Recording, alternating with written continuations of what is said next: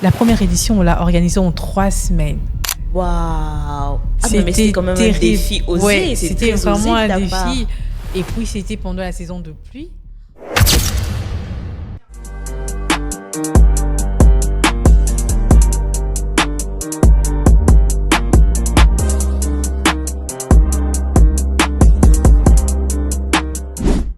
Bonjour à tous et bienvenue à ce nouveau épisode de Dare to Inspire, votre podcast qui met en lumière 2 personnes inspirantes dans le but de vous inspirer. Et aujourd'hui, je vous amène avec moi, disons, dans l'univers de l'écriture, du média, de l'événementiel. Bref, j'ai avec moi une personne, je dirais, à multiples casquettes que j'ai hâte de vous montrer carrément. Bonjour Sarah. Bonjour Sarah. Ah, double Sarah. Aujourd'hui, c'est Sarah au carré, carrément. Oui. Comment tu vas déjà? Je vais très bien et toi? Oui, ça va. Mais Sarah, merci beaucoup d'être venue. Merci d'avoir accepté mon invitation. Je suis très honorée de t'avoir. Je t'en prie. Alors, par coutume, je préfère laisser l'invité se présenter parce que moi, généralement, lorsque je le fais, c'est avec beaucoup d'éloges et beaucoup de détails que tu aimerais peut-être mettre de côté. Alors, je vais te demander tout simplement de te présenter en quelques mots, s'il te plaît. D'accord. Je suis Sarah Bopima. Je suis la fondatrice de Goledis Magazine, qui est un média axé sur la promotion de l'entrepreneuriat féminin. C'est un média qui existe depuis 2016. Et en message, je suis également écrivaine. J'ai écrit un livre intitulé « Les 10 vérités que j'aurais voulu savoir avant la vingtaine ». Wow. Et actuellement, je suis co-chargée de programme de Bocoli pour elle. Bocoli est un programme d'accompagnement pour femmes entrepreneurs. C'est un programme qui est issu du projet pour elle, enfin qui dépend du projet pour elle. Exécuté par l'AFD Expertise France. Voilà. Wow. J'étais en train de dire au départ que j'ai une invitée à multiples casquettes. Je pense que tout le monde est d'accord avec moi, après t'avoir entendu carrément. Mais Sarah, c'est vrai qu'on va aller sur tous ces détails, mais j'aimerais d'abord rester sur Goledi. Et ma curiosité, carrément, c'est déjà de savoir d'où est-ce que c'est parti, carrément. Parce que je me demande, un beau matin, tu te réveilles, tu te dis, aujourd'hui, je vais commencer un magazine en ligne. Qu'est-ce qui s'est passé? Ça a commencé par quoi, cette histoire? Je dirais plutôt, je ne me suis pas réveillée un beau matin. C'est sûr, ok. Mais c'est parti bon, je dirais que c'est quand même une longue histoire, mais d'accord. Pour résumer, je dirais en 2014, donc déjà avant que je termine la fac, parce que j'ai terminé la fac en 2014. Okay. Quand j'étais en G3, j'ai commencé à beaucoup m'intéresser à toutes les questions liées aux droits de la femme. D'accord. En fait, je remarquais beaucoup d'injustices en fait à l'égard de la femme et moi ça me révoltait. Okay. Et donc du coup, j'ai commencé à mener des recherches, j'ai lu du Simone de Beauvoir et c'est même la raison pour laquelle en G3, parce que généralement en G3 on rédige c'est pas TFC. Le mémoire, c'est le TFC, oui. Donc mon terme de TFC, c'était parité en RDC mythe ou réalité. Wow. Donc j'ai mené des recherches sur la parité, je voulais en savoir un peu plus, au point où mes amis à l'époque me disaient, mais toi vraiment avec ton histoire ici. De femme, power et tout, ok. En fait, après moi je me disais, pour moi c'était juste, c'était en fait une réponse à l'égard des inégalités que je voyais en fait autour de moi. Mais dans ma tête, je n'avais même pas l'idée de créer un média ou quoi que ce soit. Et donc, après la fac, c'était parti. Hein. Donc, je me suis intéressée à ce sujet-là en G3. Et puis après, la L2, la L. Je suis quand même curieuse de savoir, c'est parti. Pourquoi, en fait, tu avais ces fardeaux, en fait, face à l'inégalité de la femme? Pourquoi ces fardeaux sur la femme? Qu'est-ce qui t'a motivé, en fait, à l'avoir? En fait, je sais pas exactement me rappeler de qu'est-ce qui m'a motivée à la fac, mais c'est vraiment venu, je dirais comme ça en fait. je crois que je crois qu'il y a quelque chose que j'avais constaté, mais je ne sais plus exactement quoi. Mais j'avais vraiment ce désir en moi de pouvoir, voilà, défendre les droits des femmes, vouloir en savoir un peu plus. J'ai même lu Simone de Beauvoir pour savoir en fait qu'est-ce qu'elle disait exactement. Et j'ai fait des recherches sur la parité, vraiment pour savoir c'est quoi exactement la parité. Est-ce que vraiment l'égalité entre hommes et femmes, est-ce que c'est possible qu'il y ait une vraie égalité entre hommes et femmes, ou est-ce que c'est juste une utopie? Donc j'ai vraiment mené des recherches sur ça. Et pour moi, de base, c'était pas à l'époque, je savais pas que c'était vraiment lié à ma personne.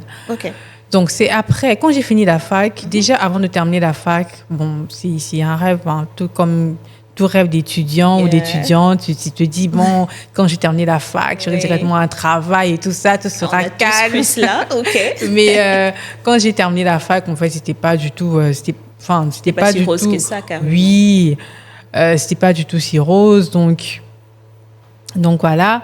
Et après, en fait, j'ai eu à participer. Bon, déjà avant ça, quand j'ai terminé la fac en 2014, en 2015, j'ai eu mon premier job dans un magazine. D'accord.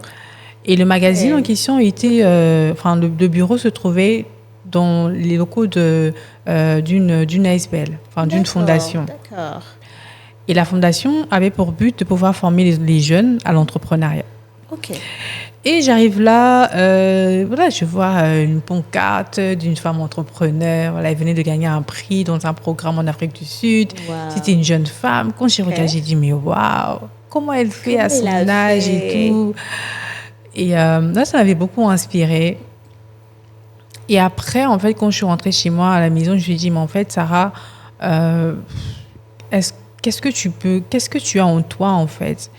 Qu'est-ce que tu peux apporter de plus, ou qu'est-ce que tu aimerais léguer au monde quand tu seras plus sur cette terre? En fait, j'avais commencé à réfléchir parce que je me disais, en fait, si elle, en étant si jeune, réalise autant de choses, ça veut dire qu'en fait, en chacun de nous, il y a quelque chose de particulier. Et d'ailleurs, la personne est devenue mon amie aujourd'hui. Donc, c'est Bénédicte Mundélé que je salue d'ailleurs. Et donc, et après ça, en fait, si c'est fait que, voilà, il y a eu une formation sur WordPress. Et c'est une formation destinée aux femmes. Donc, le but, c'était de pouvoir aider les femmes à créer des blogs et à gagner de l'argent avec WordPress. Donc, je m'étais inscrite à la formation, je suis partie. Ah, tu as participé aussi? Oui, j'ai participé à la formation. D'accord. Et donc, à la fin de la formation, il fallait créer quelque chose avec WordPress. Et donc, quand je suis rentrée à la maison, je me suis mise à réfléchir. Et en réfléchissant, je me suis dit, en fait, Sarah, s'il faut que tu crées quelque chose avec WordPress, ça sera quoi? Je me suis mise à réfléchir. Et bizarrement, cette idée, en fait, ce penchant pour les droits de la femme, promouvoir la femme, est revenu. D'accord, ok. Et en fait, c'était comme une petite voix qui me disait, écoute, Sarah, tu as toujours aimé, en fait, défendre les femmes, promouvoir les femmes. Si tu crées quelque chose pour les femmes? J'ai dit, ok. Et si je dois créer, ça sera quoi le nom? Ça sera quoi, en fait? Wow. Et j'ai commencé à réfléchir. Je me suis dit, bon, j'aimerais bien que le nom soit en anglais, parce que je trouve que les anglophones sont beaucoup plus pragmatiques et tout. Alors, je me suis mise à réfléchir. J'ai dit, OK, quel nom on peut donner à ce qu'on va créer? Et il y a le nom Go Lady qui m'était venu en tête. À la base, c'était au singulier, donc Go Lady. OK. J'ai dit, OK, bon, si on disait Go Ladies. Et c'est parti comme ça. Go Ladies, Go Ladies. Mais pourquoi tu as opté sur ces noms? Pour dire que vas-y... Donc, c'est vraiment envoyer ses pouces au fait aux femmes. Exactement. Pousser les femmes, promouvoir les femmes, dire à la femme que voilà, si voilà, tu peux faire ci, tu peux réussir, tu peux lancer ton projet, tu peux aller de l'avant, tu peux faire énormément de choses. Le but, c'est vraiment de pousser les femmes à aller de l'avant, à ne pas se limiter. Et j'ai carrément constaté que ton magazine est principalement en ligne, c'est vraiment digital. Pourquoi tu n'as pas opté à une version carrément manuscrite et tout? Il faut dire qu'à la base, moi, quand j'ai lancé le magazine, au début, c'était d'abord un blog. D'accord. C'était vraiment un blog WordPress. Oui, c'est vraiment un blog WordPress gratuit. D'accord. Oui. Et c'est après, en fait, lorsque j'écrivais sur des femmes... Parce que moi, avant, ce que je faisais, c'est que quand j'étais sur les réseaux sociaux, sur Facebook, j'essaie de voir, en fait. Dès que je tombe sur un profil intéressant, je l'écris inbox. D'accord. J'écoute, Ok. bonjour, je suis Sarah, j'ai un blog sur les femmes entrepreneurs. Est-ce que ça te dirait que j'écrive sur toi? Donc, ça se passait comme ça. Et au fur et à mesure, en fait, j'avais des retours positifs. D'accord. Plus j'écrivais sur des gens, plus les gens m'écrivaient en retour pour me dire, ah, Sarah, merci pour l'article, voilà, j'ai eu tel contact, ça m'a permis d'avoir tel contact, voilà, je te remercie énormément.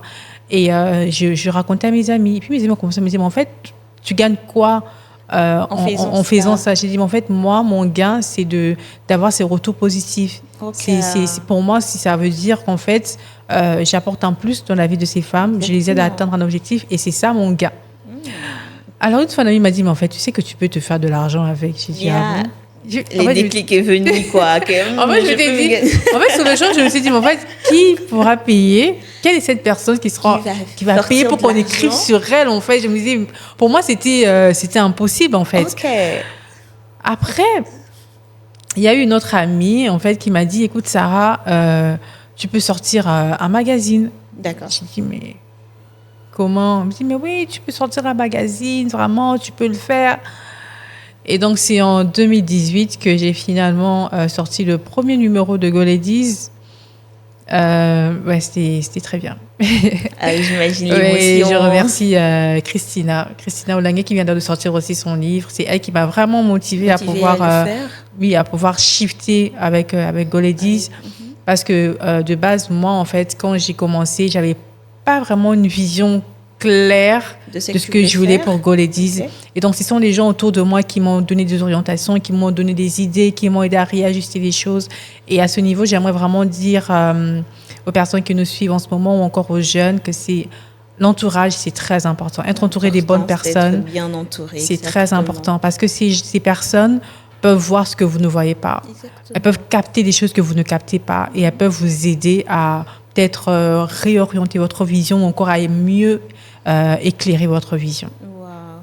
Et ça, c'est vraiment important de le rappeler parce qu'aujourd'hui, la plupart des personnes ne réalisent pas cette importance de très bien entouré. Et parfois, ton entourage peut te sauver la vie carrément. Exactement. En t'orientant de la meilleure façon qu'il faut. Et je reviens carrément à ma question. Tu t'es carrément dit dès le départ que, OK, je vais me lancer de façon digitale de cette façon. Mais pourquoi tu n'imprimes pas? Tu te dis, ce serait quoi? Les gens n'aiment pas lire le papier parce qu'aujourd'hui, tout le monde est avec leur téléphone. Je vais passer des heures en train de scroller et lire de notifs et tout. Mais le papier et tout, ça te tente pas? Tu t'es jamais dit ça? Que tu peux oser cela? Bon, de base, sincèrement, je n'y pensais pas parce que c'était vraiment pas dans notre ligne éditoriale. D'accord. Et aussi, c'est vrai que les gens aujourd'hui ont du mal à vraiment acheter des magazines en dur. On passe tous nos téléphones avec nos tablettes, nos téléphones, etc. Mais ça n'empêche pas que les magazines en papier continuent d'exister. Il y a beaucoup de magazines qui continuent d'imprimer aujourd'hui, que ce soit au niveau international qu'au niveau national. Et nous aussi, de notre côté, on commence à avoir vraiment de la demande dans ce sens-là. Okay. C'est même pour cette raison que pour l'édition qu'on vient de sortir, axée sur les femmes entrepreneurs du Congo-Brazza, on a quand même eu à imprimer quelques magazines qu'on a eu à vendre de l'autre côté. Okay. Et donc, nous, on fait plutôt des choses sur demande. Donc, si en sortant un numéro, on a de la demande en termes d'impression, on imprime un petit lot, comme ce qu'on a fait avec le numéro... l'édition spéciale des femmes entrepreneurs du Congo-Brazza. Et donc, on va peut-être évoluer dans ce sens-là aussi pour les prochaines éditions. Peut-être imprimer en petits lots, écouler, et puis après imprimer de manière régulière. Alors, je vais quand même revenir sur l'aspect écriture, parce que tu es écrivainte également. Et je me dis, c'est cette plume carrément, cette touche sur l'écriture. D'où tu l'as sorti au fait? Est-ce que tu as fait, je sais pas, des études, des formations dans ce sens? Parce qu'aujourd'hui, quelqu'un peut se dire que moi également, je vais lancer mon magazine et tout, mais je me dis que c'est vraiment pas simple d'avoir la plume, d'avoir vraiment ces côtés de bien raconter, bien transmettre une histoire. Et de ton côté, c'est quoi? C'est inné, entre guillemets, ou bien tu as pris des formations, de cours dans ces cadres? J'ai pas pris de formation en écriture, mais par contre, au secondaire, j'ai fait les lettres. D'accord, ok. Donc, j'ai fait les lettres. Et aussi, depuis que je suis toute petite, je disais à ma mère que je serais écrivaine, que je vais créer des livres. Ah, donc tu l'avais déjà en tête depuis toute petite, quoi. Oui, je le répétais à ma mère que je vais créer des livres. Et aussi, pour le magazine, je me rappelle quand j'étais plus jeune, j'aimais beaucoup les magazines. Ok. J'aimais beaucoup les magazines, j'aimais beaucoup lire les magazines. Et en termes de lecture, ma mère, elle m'a acheté des livres. Au départ, c'était des bandes dessinées. Et même quand j'étais plus jeune, enfin vraiment avant l'adolescence, elle m'avait acheté une Bible, mais c'était une Bible en images. D'accord, ok. Et elle m'a acheté beaucoup de livres. Ok. Oui, elle m'a acheté beaucoup de livres, des magazines également. Je me rappelle à l'époque, c'était le magazine L'Avenir pour les jeunes, Ok. plus L'Avenir. Des magazines, enfin, des bandes dessinées également, Boulet Bill, et plein d'autres bandes dessinées, mais aussi des livres. Et donc, ça m'a beaucoup incité à la lecture. Et l'écriture, à un moment, j'étais également poète, donc j'écrivais des poèmes. Ah, t'étais J'ai poète. également été slameuse. Non, mais slameuse aussi. Non, mais Sarah, Oui. t'as tout fait finalement. Mais t'as multiples casquettes, on va se les dire. Ok. Donc, je pense que l'écriture, c'est quelque chose que j'ai eu à peaufiner au fil du temps, en fait. Ok. Et carrément, j'ai l'impression que toi, tu as carrément peut-être eu, disons, beaucoup de chance dans les sens où tu savais déjà ce que tu voulais pour ton avenir en étant très jeune. Beaucoup de personnes très jeunes, ben, il va tâtonner à gauche, à droite et tout. Mais toi, c'était déjà l'écriture, ta vision. Et tu t'es mis dans des contextes, tu t'es déjà formé, tu as suivi des cours, disons, de études littéraires, etc. Jusqu'à aujourd'hui, tu as continué dans ces sens. Et ouais, et ça, c'est vraiment beaucoup de choses. Et c'est là que je vais quand même revenir sur ton dernier livre où tu as parlé du fait que c'est que j'aurais voulu savoir avant ma vingtaine, c'est ça? Avant que j'ai 20 ans. Pourquoi 20 ans? Je t'assure, moi, quand j'ai vu ça, ma question, c'était pourquoi 20 ans? Bon, déjà, avant de répondre à ta question, Oui. j'aimerais d'abord revenir sur ce que tu as dit tout à l'heure. C'est que, en fait, ma vie n'était pas toute tracée. J'ai aussi eu à tâtonner.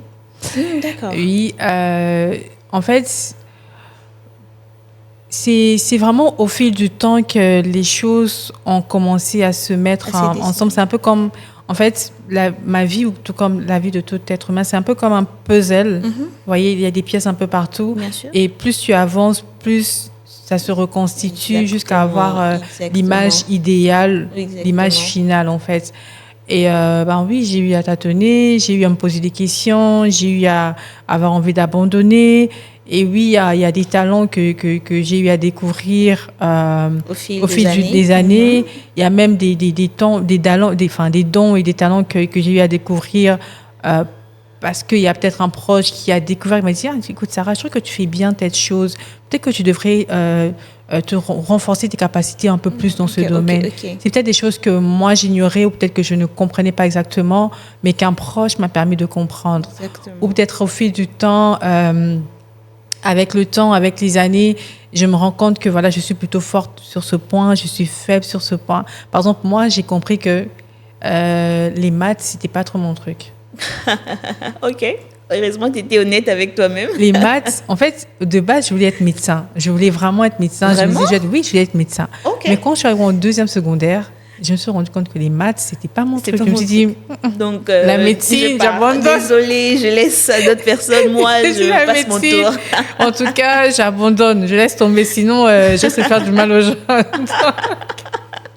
Donc, j'abandonne. C'est très honnête. C'est pas que j'arrive pas à faire des calculs, mais en fait, pour réussir en maths, en physique, en chimie, je dois me donner genre à 200%. Je dois vraiment me concentrer. C'est beaucoup d'efforts. Okay. Alors qu'écrire, parler... C'est très fluide. Oui, c'est fluide. Donc, du coup, c'est pas... Tu as directement compris, au fait, c'est quoi, au fait, ton lot, et tu te dis... Tu as réuni tout le puzzle et tu as avancé dans ces sens, carrément. Je suis toujours en train de réunir le puzzle. Ah ouais, il y a encore du chemin face à toi en même temps. Oui. Et tu continues toujours à voir et tout, et continues à évoluer. C'est beau à apprendre.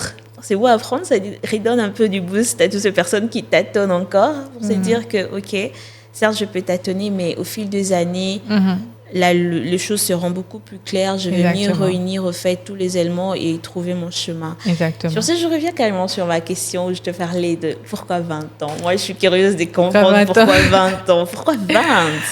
Alors, C'est quoi les chiffres 20? En fait, j'ai écrit ce livre au soir de ma vingtaine.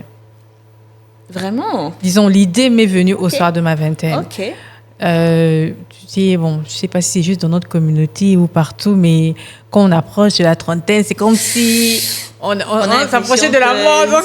C'est la mort pour moi. La prochaine étape, c'est la tombe. Lol. Donc, je m'approchais de la trentaine et en fait, je m'étais tellement fixé d'objectifs. Je me disais, ouais, avant la trentaine, je me serais déjà mariée, Bien j'aurais des sûr. enfants, j'aurais un chez moi. On a et tous tout. fait ça. Oui. Arrivé à la veille, là, en fait, il y avait beaucoup de choses que je m'étais fixées, mais je me suis dit, mais en fait, je n'ai pas réalisé ça, en fait. La majorité, je me suis dit, mais en fait, qu'est-ce qui s'est passé? Et en fait, j'ai vraiment fait une analyse personnelle, j'ai fait une introspection pour voir où est-ce que j'avais fauté, qu'est-ce qui n'a pas marché, D'accord. qu'est-ce que j'aurais dû faire pour que j'aie des meilleurs résultats. Ok. Qu'est-ce que j'aurais pas dû faire pour ne peut-être pas avoir tel résultat. Et je me suis dit, sûrement que j'aurais dû poser certains actes pendant ma vingtaine pour ne pas avoir tel résultat au soir de ma vingtaine. Et ça ne veut pas dire que voilà, j'ai eu à prendre que des mauvaises décisions. Bien sûr. Mais après aussi, ce dont je parle dans le livre sont pas des nouvelles choses.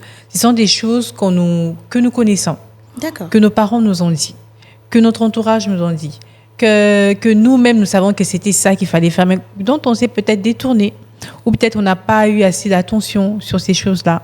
Et donc, dans ce livre, je rappelle juste aux jeunes, personnes qui ont encore la vingtaine, et même celles qui ont la trentaine, parce qu'il y a même des gens qui ont plus de 30 ans qui ont lu mon livre. Ok. Et c'est juste pour leur dire que voilà, en fait, la vingtaine, c'est un cadeau. Bien sûr. C'est un cadeau, il faudrait en profiter sagement et pleinement. Prendre les bonnes décisions, prendre le temps de se forger, de se découvrir, de connaître ses points forts, ses points faibles, qui on est réellement, c'est quoi notre mission, c'est quoi votre mission. Et je pense que c'est vraiment le moment idéal pour se découvrir, apprendre à se connaître, pour mieux. Mais après, on a toute notre vie pour nous découvrir, pour apprendre à se connaître, mais je pense que la vingtaine, c'est quand même aussi une période très, très importante. Il faut capitaliser au max, au fait, exactement. et apprendre au max sur soi pour bien encore, disons, l'exploiter, peut-être à la trentaine, à la quarantaine, etc. Et je reviens quand même, ce livre est toujours disponible ou le stock est épuisé? Parce que je sais que peut-être certains vont lire et vont écouter ces podcasts et dire, comment je fais pour m'en procurer et tout. Est-ce que c'est toujours disponible quand même? Alors, le livre est actuellement disponible sur Amazon. Ah, d'accord. Mais pour toutes les personnes qui aimeraient en avoir, je pense qu'on aura un stock disponible au marché des ladies. En tout cas, on va faire de notre mieux. Ok. Heureusement que tu as fait une référence à cela parce que c'était justement de ça que je voulais te parler. C'est un excellent pont que tu me donnes carrément. On revient sur le marché de ladies. Aujourd'hui, plusieurs personnes en parlent. Aujourd'hui, c'est devenu assez connu, c'est devenu une référence. Je rencontre plusieurs entrepreneurs qui sont là, j'attends le marché de ladies, je vais aller me présenter dans le marché de ladies.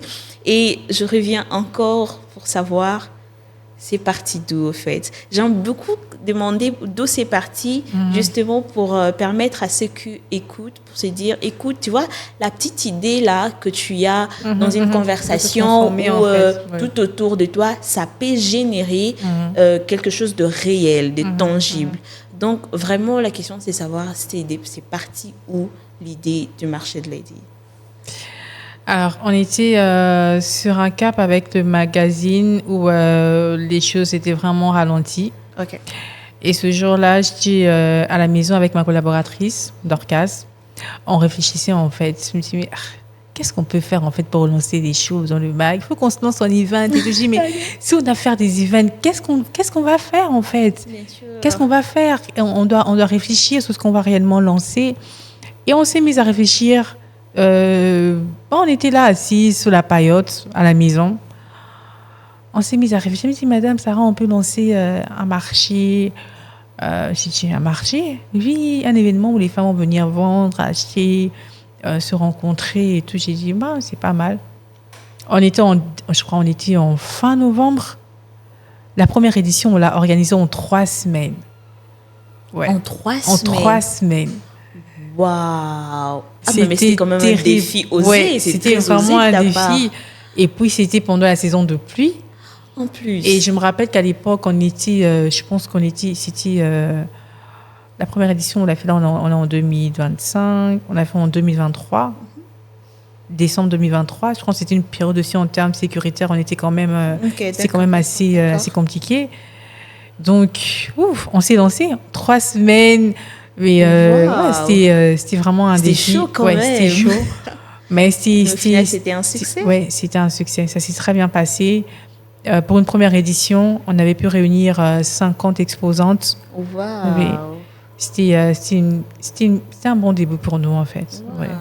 Donc, vraiment, tout a commencé sur une conversation. Sur une paillote, oui. Et après, tu t'es dit, OK, on les lance carrément. Advienne que pourra, on se lance et allons-y. En tout cas, on s'est dit, on se lance. On se lance. Et j'ai béni vraiment le Seigneur pour ma collaboratrice parce que c'est vraiment quelqu'un qui me complète. On se complète et elle est vraiment...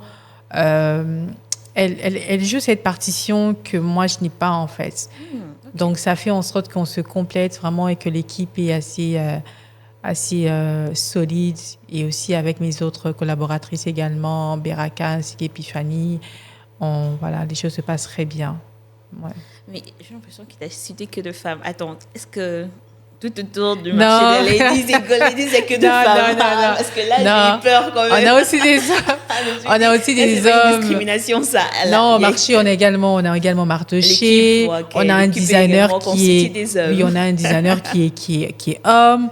On a des partenaires du point de vue de la communication, par exemple, la photographie, tout ce qui est vidéo. Ce sont des hommes également. On travaille avec des hommes aussi, donc t'inquiète. Mais tu sais, vraiment, ton regard sur la femme, c'est impressionnant. Tu as vraiment ces côtés où tu veux pousser la femme à bout, carrément. Et je me dis, est-ce que c'est parce que tu t'es dit, au fond, que la femme a une force, je ne sais pas, intérieure qui demande d'être mise en lumière davantage, ou peut-être tu t'es dit que la femme est faible, assez faible, et elle a besoin d'être poussée à bout. En fait, c'est quoi les concepts? Qu'est-ce qui motive ton cœur autour de la femme comme ça? Ou peut-être parce que tu es femme, tout simplement. En mode à parité, on est entre femmes, solidarité, on se soutient. Bon, je dirais plutôt... Bon, pour toucher ton deuxième argument, je pense pas que la femme est faible. Je pense pas que la femme est faible parce que c'est une aide. Quand on appelle quelqu'un à venir à l'aide, ça veut dire qu'elle n'est pas faible. Oui, bien sûr. Tu vois. Tu as tout dit. Tu as tout dit. Et donc, le but, en fait, c'est juste de mettre en avant toutes les femmes qui sont dans l'ombre, qui ont besoin de pouvoir vendre ce qu'elles font. Aujourd'hui, toutes les femmes n'ont pas les moyens de se payer un article dans un grand média ou dépenser autant d'argent, beaucoup d'argent pour se faire connaître. Eh bien, elles ont besoin des espaces qui fixent des prix abordables pour leur permettre de mettre en avant ce qu'elles font. Et aujourd'hui, en RDC et également à Kinshasa, on a plusieurs femmes qui font des choses extraordinaires, Sarah, je te dis, et qui sont dans l'ombre. On ne les connaît pas. Et avec le travail que je fais, par exemple, j'ai découvert tellement de femmes et je te dis qu'au Congo, à Kinshasa, il y a des pépites. C'est pas du talent qui manque, c'est pas du potentiel qui manque, c'est pas d'intelligence qui manque. C'est juste, en fait, un peu de lumière pour qu'elles soient mises en avant, du soutien. Pour qu'elle puisse évoluer, de l'accompagnement et de la formation. Wow. Et je me demande, Golady, c'est uniquement pour les femmes congolaises ou quand même tu tu penses quand même à nos sœurs qui sont hors du Congo. C'est tourné uniquement à la femme congolaise? C'est vrai qu'au début, la vision, c'était vraiment limitée à la femme congolaise, mais là, on est vraiment en train de voir dans quelle mesure nous étendre.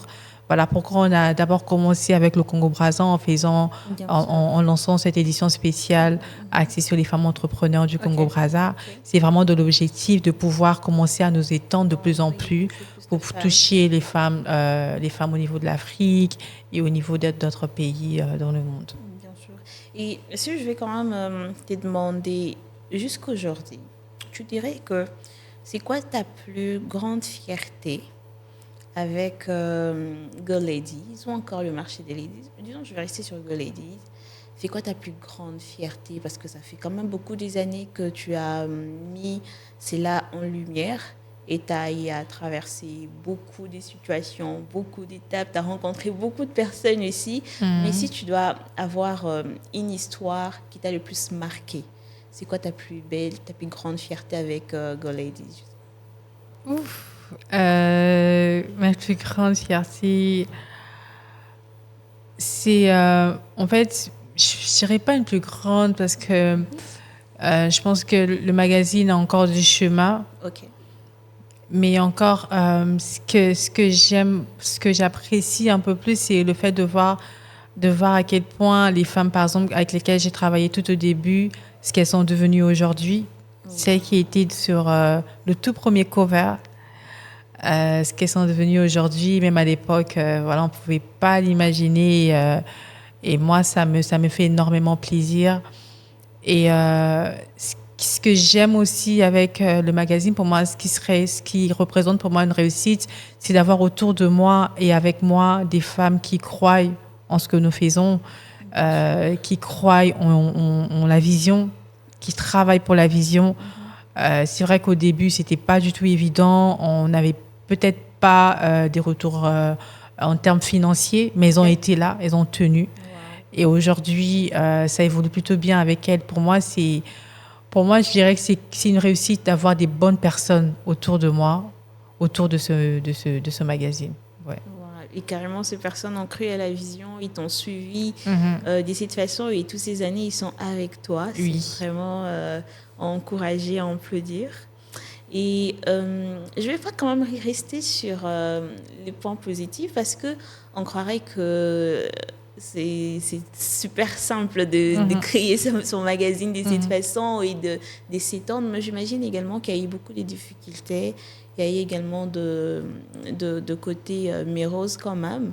Et si tu devrais quand même nous partager quelques difficultés qu'on peut rencontrer en s'élançant au fait dans l'écriture ou encore dans tout ce qui est trait au magazine, pour ne pas quand même que ceux qui nous suivent se disent écoute, ben moi également je m'y lance du jour au lendemain, apparemment Sarah a réussi, nous tous on va y aller pour aussi réussir dans la vie.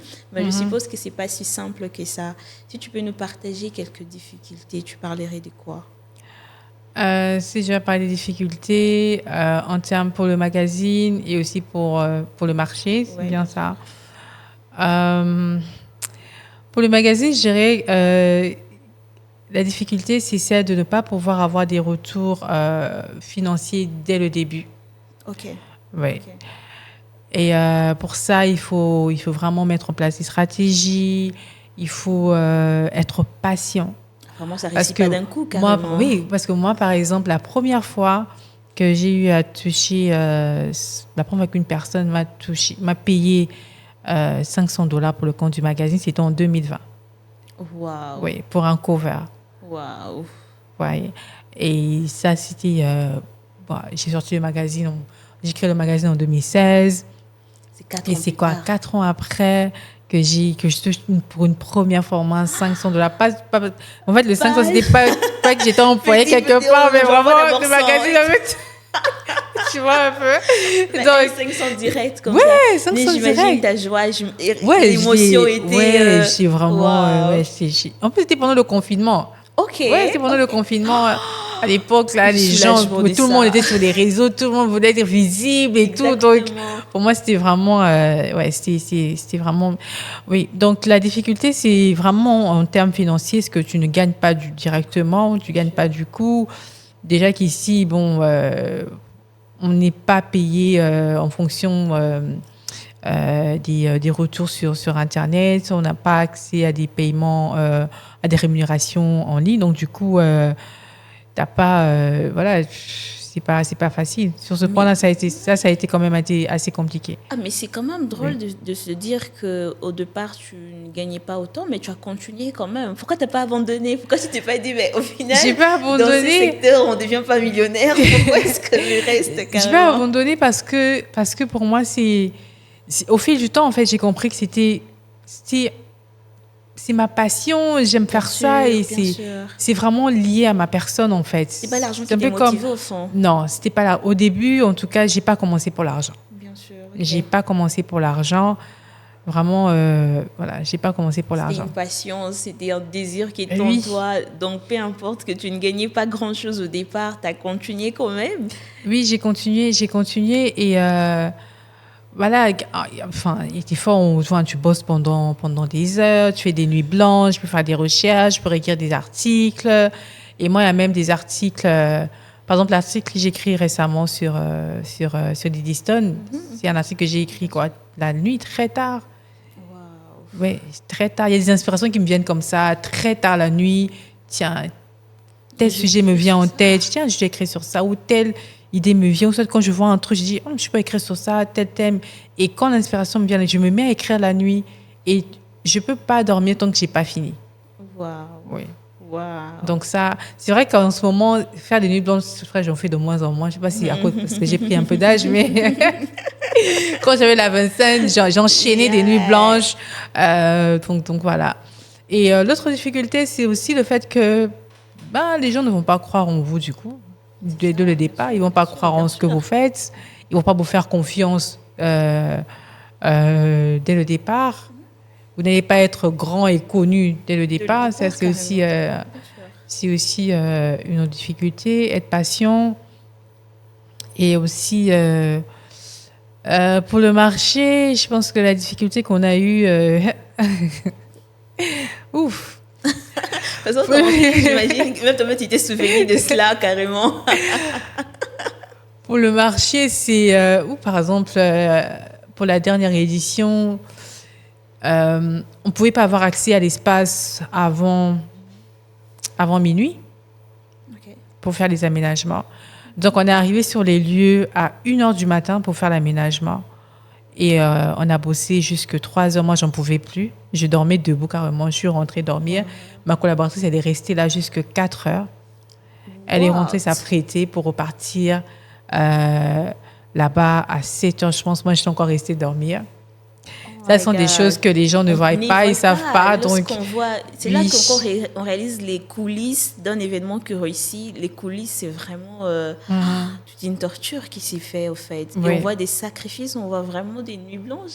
D'autres personnes voient juste les côtés roses qu'on sait voir sur le média, mais avant ça, c'est toute une histoire, au fait. Oui, il y a beaucoup de challenges et voilà. C'est pas du tout facile. C'est pas genre un fleuve tranquille. Non, il y a des tourbillons, il y a des montées, il y a des descentes, mais voilà. Quand vous savez que c'est à ça que vous êtes appelé, quand c'est votre passion, quand vous aimez le faire, je pense que peu importe les difficultés, vous allez tenir. Et les difficultés, on en a eu. Et on continue à en avoir. C'est pas comme si c'est c'est fini. Tout est rose maintenant, on avance sur...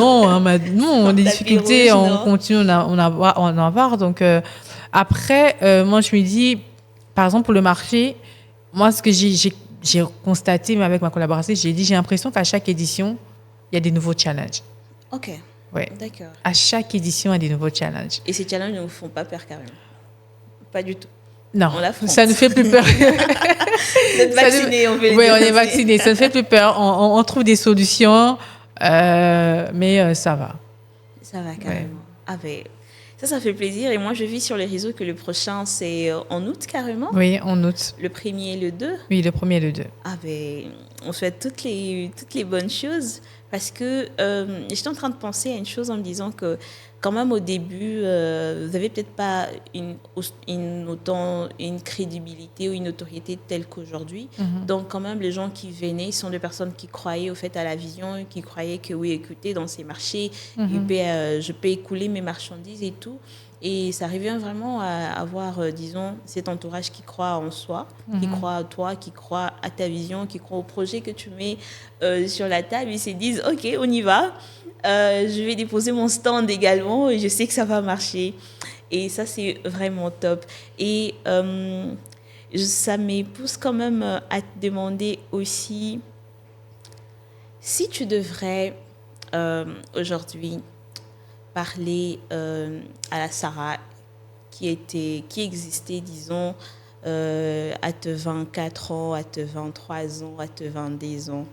Cette Sarah peut-être qui avait pas, peut-être qu'il y avait déjà une lueur de ce qu'elle deviendrait à sa trentaine et tout, mais qui ne savait trop pas où est-ce qu'elle irait et ce qu'elle ferait.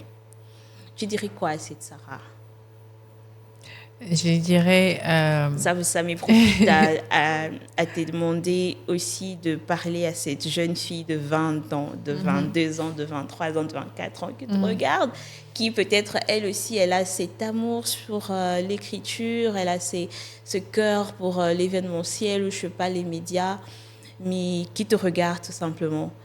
Qu'est-ce que tu dirais à cette même femme, à toi et à cette femme qui te regarde? À moi à moi qui avait la vingtaine et à toutes les jeunes filles ou les jeunes garçons, les jeunes hommes qui nous suivent en ce moment, enfin qui nous suivront et qui sont dans cette tranche d'âge, je leur dirais ton avenir est meilleur, tu es exceptionnel et aie confiance en toi et crois en Dieu. Il sait où est-ce qu'il est en train de t'emmener. Wow. Ouais. Ah ben, merci beaucoup, Sarah.